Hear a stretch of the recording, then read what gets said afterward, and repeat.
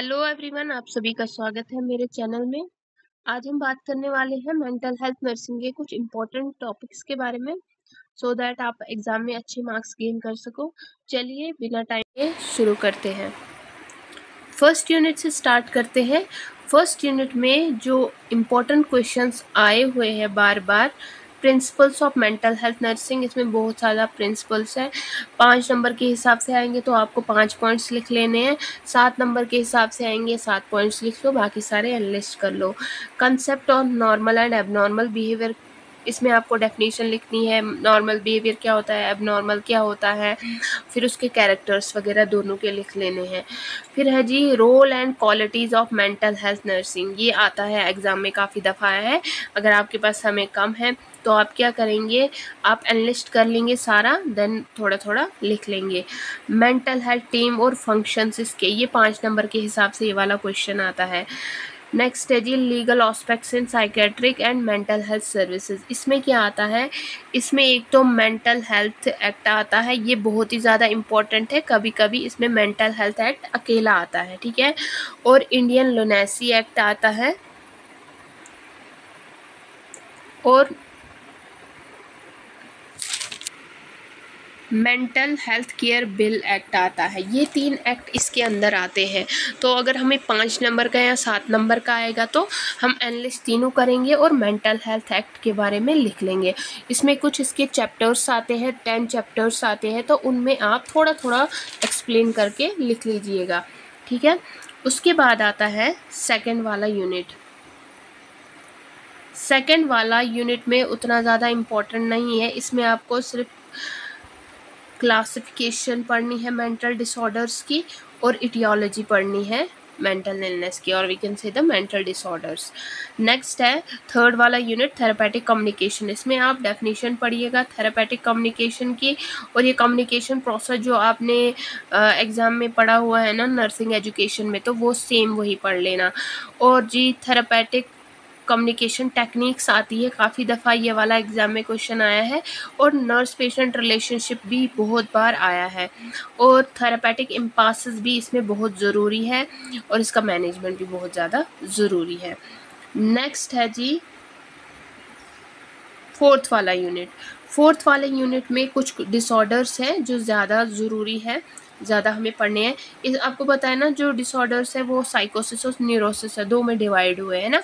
तो आपको क्या करना है, साइकोसिस में आपको एंजाइटी न्यूरोसिस अच्छे से पढ़ लेना है, ओसीडी अच्छे से पढ़ लेना है, और जी बाकियों का आप सिर्फ डेफिनेशन याद रखिएगा, मैनेजमेंट ऑलमोस्ट सेम ही होता है। नेक्स्ट है साइकोटिक डिसऑर्डर में आप शिज़ोफ्रेनिया बहुत ही अच्छे से पढ़िएगा, अच्छे से इसकी टाइप्स पढ़िएगा, मैनेजमेंट और ट्रीटमेंट पढ़िएगा अच्छे से, ठीक है। और आता है difference between delirium and dementia, ये ऑर्गेनिक ब्रेन डिसऑर्डर है ना, इसमें आता है डिलीरियम और डिमेंशिया, ठीक है। इनका डिफरेंस आता है कभी कभी, और अगर ये अकेले आ भी गए ये आपको छोटे ही आएंगे 5 नंबर के हिसाब से, ठीक है। उसके बाद पर्सनालिटी डिसऑर्डर भी 5 नंबर के हिसाब से आता है। और आता है जी disorder of childhood and adolescent में आएगा आपको मेंटल रिटार्डेशन पढ़ना अच्छे से, attention deficit hyperactivity disorder पढ़ना, ऑटिज्म पढ़ना।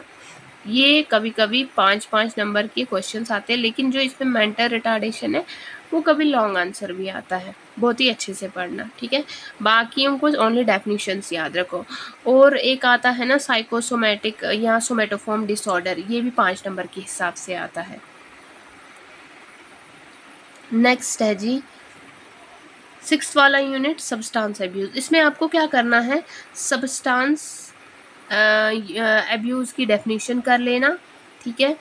और इसमें इसकी क्लासिफिकेशन पढ़ लेना कि कौन कौन से तरीके के होते हैं, और उसमें अल्कोहलिज्म अच्छे से पढ़ना, ठीक है। अल्कोहलिज्म अच्छे से पढ़ना, क्या होता है उसके साइन एंड सिम्टम, और उसका प्रॉपर मैनेजमेंट अच्छे से पढ़ लेना, ठीक है। हाँ जी, नेक्स्ट है 6th वाला यूनिट, जो ये मैंने आपको बताया ना पीछे की जो चाइल्डहुड डिसऑर्डर में मेंटल रिटार्डेशन, तो ये वाला यूनिट वही सारा जो मेंटल रिटार्डेशन आप बहुत अच्छे तरीके से पढ़ के जाओगे, ठीक है, तभी इसका अलग यूनिट भी है।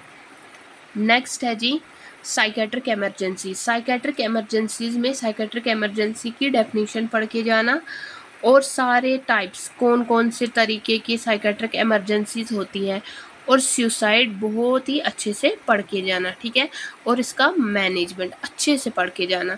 बाकी क्या करना, बाकी एनालिस्ट कर लेना सारी टाइप्स। और ये वाला क्वेश्चन क्राइसिस इंटरवेंशन थेरेपी, ये भी काफ़ी दफ़ा एग्ज़ाम में आया हुआ है। नेक्स्ट इज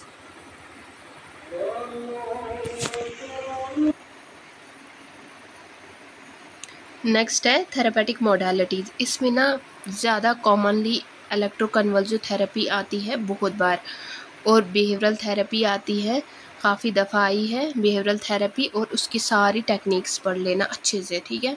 ये लॉन्ग आंसर भी आता है कभी कभी 8 to 9 क्वेश्चन ये मार्क्स का। तो बाकी जो ग्रुप थेरेपी, फैमिली थेरेपी है, तो इसमें क्या करोगे आप, साइकोथेरेपी है, इसमें आप डेफिनेशंस याद रख लेना सब में, ठीक है, बाकी मिक्सअप कर लेना। Next is pharmacotherapy. फार्माकोथेरेपी भी अलग आती है, और इसमें आपको फार्माकोथेरेपी के बारे में लिखना है, फिर या तो एंटीसाइकोटिक पढ़ लेना क्योंकि वो बहुत ही ज़्यादा आता है, और एंटी डिप्रेसेंट की डेफिनेशन वगैरह याद रखना और उसकी क्लासिफिकेशन। और जो नर्सिंग मैनेजमेंट है ना, नर्सिंग मैनेजमेंट ऑलमोस्ट सब में सेम है, और साइड इफ़ेक्ट भी ऑलमोस्ट सब में सेम है, ठीक है। सिर्फ जो न्यूरोट्रांसमीटर किसके कम और ज़्यादा होने की वजह से होता है वो थोड़ा सा याद रख लेना। नेक्स्ट है जी प्रिवेंटिव साइकेट्री। प्रिवेंटिव साइकेट्री में अक्सर क्वेश्चन आया है, जो बार बार पूछा गया है, नेशनल मेंटल हेल्थ प्रोग्राम, और पूछा गया है मॉडल ऑफ प्रिवेंशन, जो काफ़ी बार पूछा है, और इसके साथ इसका रोल भी आता है, ठीक है।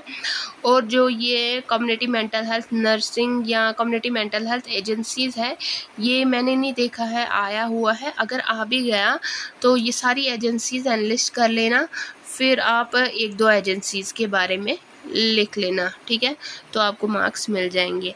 So this was all about the mental health nursing. Hope आपकी प्रिपरेशन तो वैसे बहुत ही बेहतरीन होगी, लेकिन आप इन टॉपिक्स पे ज़्यादा थोड़ा गौर कीजिएगा, सो दैट आपको अच्छे से ज़्यादा मार्क्स आ जाए और आप सक्सेसफुल हो जाओ। यही मेरा काम है, और मैं यही चाहती हूँ आप सबको बहुत ही बेहतरीन मार्क्स आए और आप खूब खूब खूब कामयाबी हासिल करो। थैंक यू सो मच जुड़े रहने के लिए।